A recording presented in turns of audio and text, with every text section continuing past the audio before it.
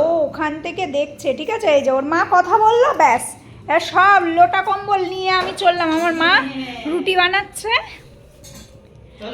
কিন্তু মামা এখন তো রুটি দেওয়া হবে না। হ্যাঁ, কিন্তু রুটিটা তড়িঘড়ি করে বানানো কেন হচ্ছে ম্যাডাম? এই দিকে তাকিয়ে বলেন। ভিডিও করবে বলে।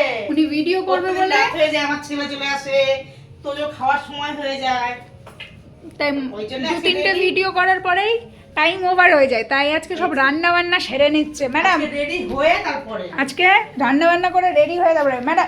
আচ্ছা, আমাদের তোজবাবু কিন্তু সাজুগুজু করেছে, টিপ টিপ বলে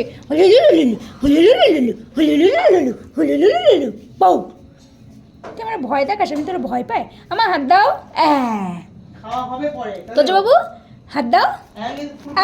ও মা দুটো হাত দিচ্ছে, হাত দাও। হাত দাও। ও মা দাঁত দেখাচ্ছি, আমার হেবি মজা লাগে। হাত দাও।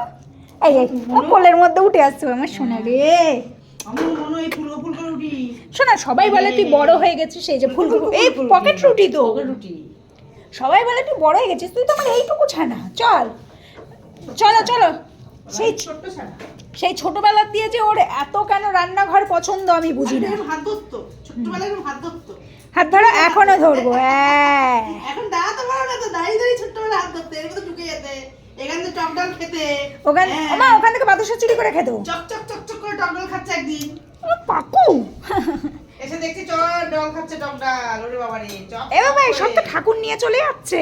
হ্যাঁ, চল চল ব্যালকনিতে চল।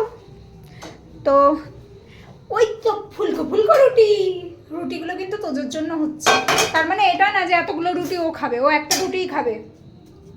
বাকি রুটিগুলো আমরাও ওর সাথে সাথে, মানে নামে হয় সব কিছু ওর, খেয়ে নি তো আমরাই। চলে আসো, যাও ওইদিক যাও। ফুলকো রুটি চলে এসো। পাবা পরে হবে, এখন ভিডিও করতে হবে। চলে এসো, কাম বেবি কাম।